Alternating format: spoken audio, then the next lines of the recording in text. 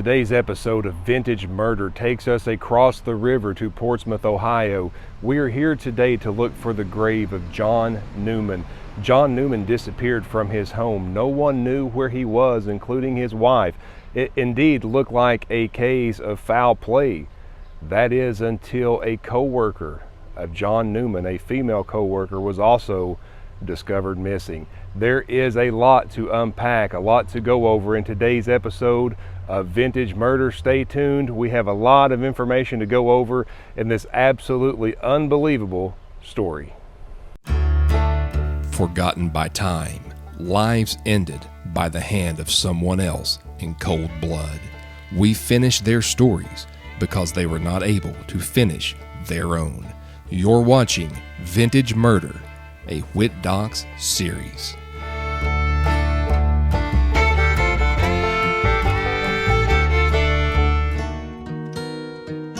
It wasn't abnormal for 26-year-old John Wheeler Newman to put in extra hours at work at the Excelsior factory where he worked in the damaged shoe department. He informed his wife that he had to go to work to write some letters. He made his way home, ate dinner with his family, and went back to work to tie up some loose ends.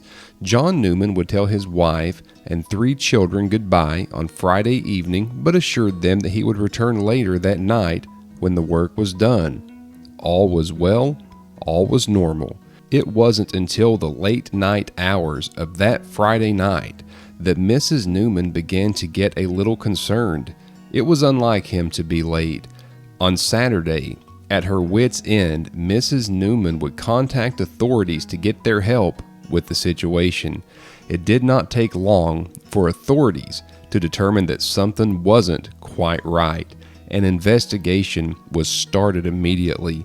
The first place that police checked, the factory in which he said he would be.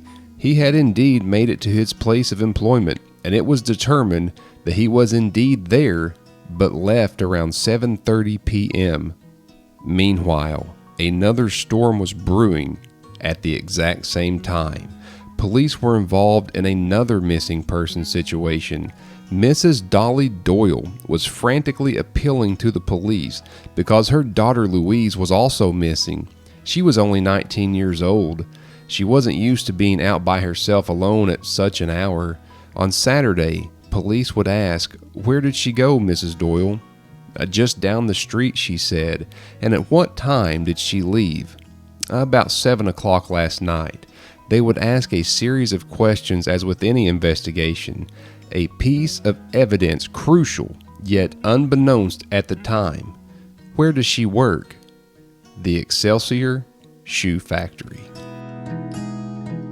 Police would continue their diligence in both of the missing persons investigations.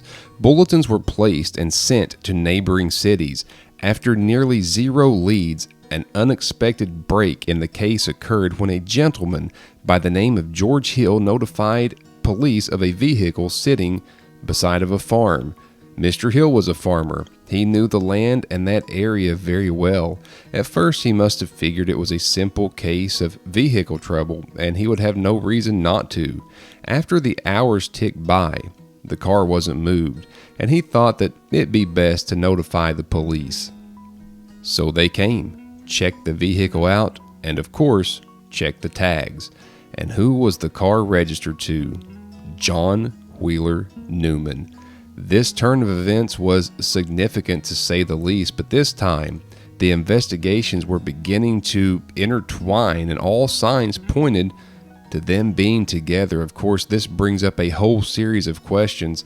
Was it pure coincidence? Did they just happen to see each other and decide to go for a drive, or perhaps another errand for the company? Investigators hardly thought so. In fact, they were certain that John Newman and Louise Doyle were together.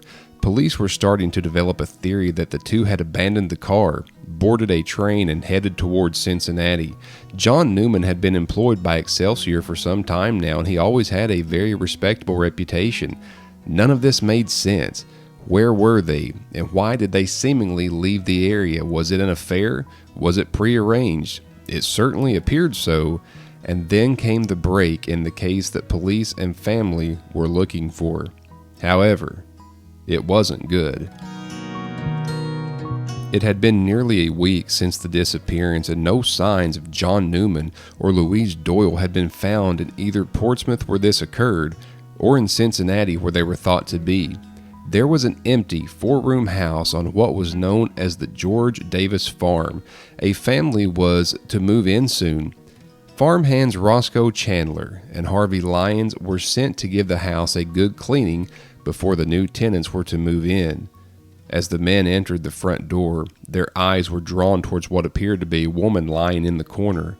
As the farmhands investigated further, they would see what appeared to be a man lying in another area of the house. As the farmhands inched closer to the scene, they discovered the people were lifeless. They had unwittingly stepped into the middle of a homicide crime scene. They immediately notified the authorities. Coroner J.D. Hendrickson arrived very soon and began making assessments. Murder-suicide was ruled out as the coroner made the judgment that the bodies didn't get to their locations without some help.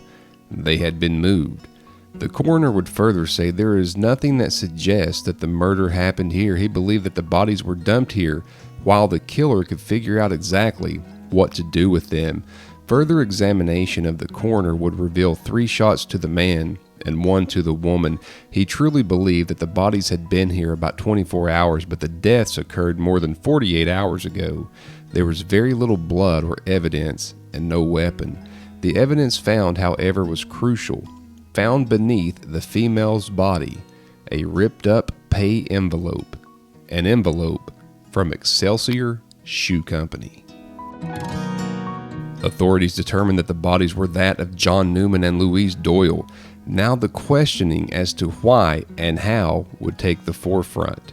A lot of this story simply didn't make sense. Robbery wasn't a motive, as Newman was found with money in his pockets. Also in his pockets, an Excelsior's company savings book. Other papers bearing his name led to his positive identification. Although there were no documents on Miss Doyle to positively identify her, police were certain that it was her. The house was crowded with farmers, farmhands, investigators, and other onlookers in the area. The bodies were loaded into a funeral ambulance and taken to the morgue.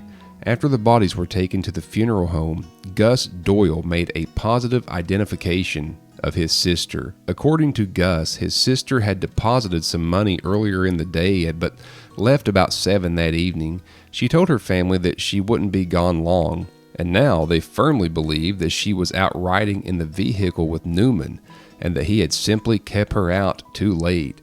They cited no luggage or no bank withdrawals as evidence that she didn't intend to stay out long. They believe that she was promised a short vehicle ride, but was intentionally kept out late by Newman. The Doyle family had also received reports by Newman's peers that he had been acting strangely, so strange that co-workers were not surprised when they learned of what had happened. So the bodies were identified. The families were left to try to make sense of all that had happened. Meanwhile, there was a homicide investigation that police had to try to piece together, and no leads. The prosecuting attorney felt that the absolute only way to begin solving this mystery was to recover the weapon, so he sent teams to scour the house, the property, the nearby properties and hillsides, trying to locate it. The search yielded nothing. He was convinced that it was murder, saying that there is no way this man could have shot himself 3 times. There were too many circumstances to suggest a suicide pact. There was no mud or dust on the shoes or the clothing. Miss Doyle's hair wasn't even messed up, suggesting she died instantly. The prosecuting attorney's office believed that this crime had indeed occurred at the house. He believed that the vehicle was actually at the house and then driven to an abandoned location to throw off any investigation. He would also say that there was no doubt that Newman and Doyle were in the car together that night. They had indisputable evidence that Newman was at the Excelsior plant working, but drove to pick up Doyle in front of the Brady Hall building. They would say their evidence shows that Doyle had called Newman and was heard asking, "Is this you, John?" Well, I'll meet you on Brady's Corner in 5 minutes. Mrs. Newman would state that she had never heard her husband paying any special attention with Miss Doyle.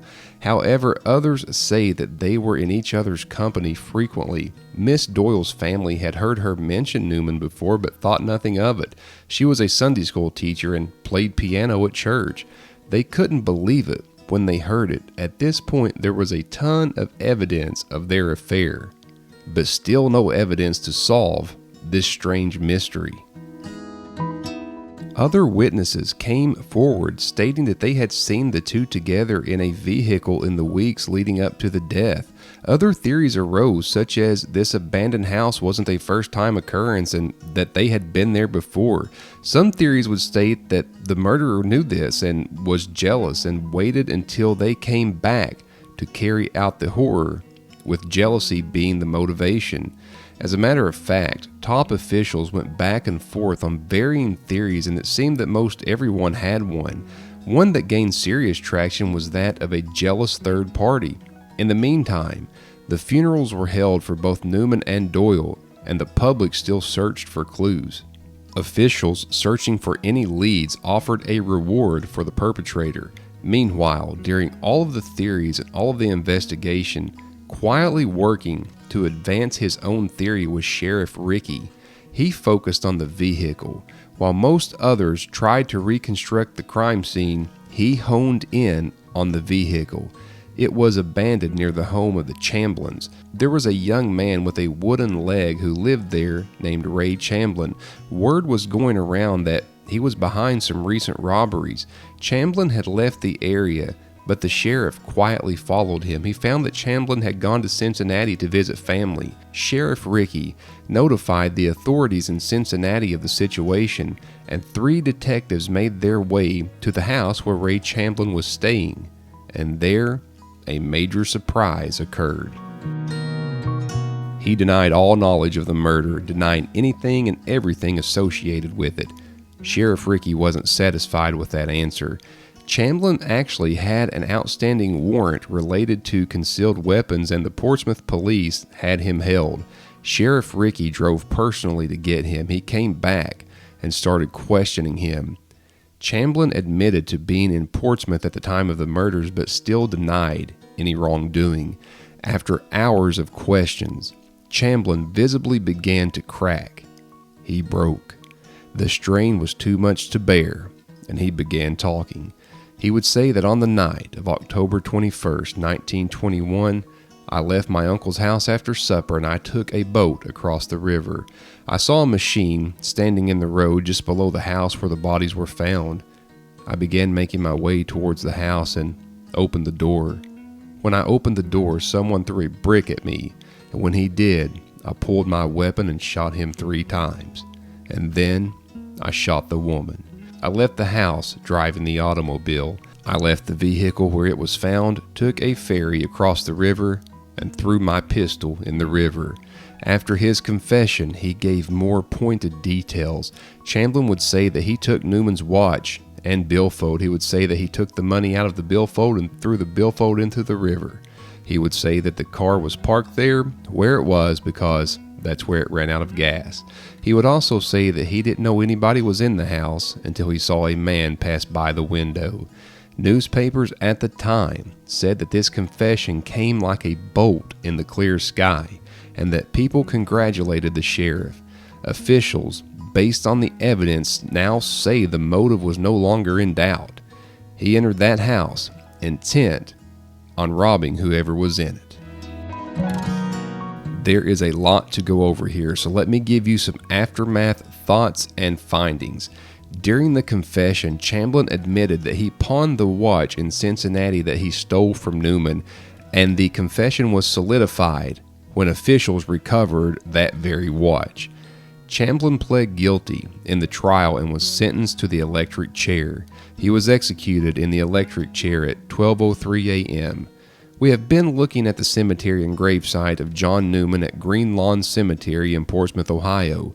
Louise Doyle is buried in Lewis County, Kentucky, but I've read that that cemetery is inaccessible or hard to get to.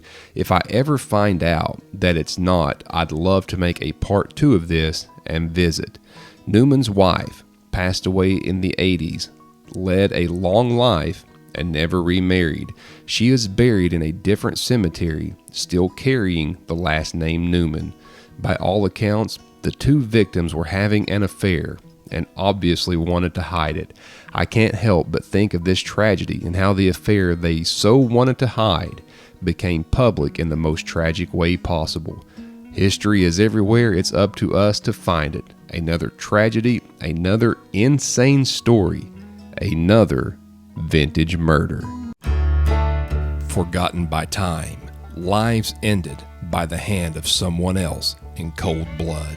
We finish their stories because they were not able to finish their own. You're watching Vintage Murder, a Whittdocs series.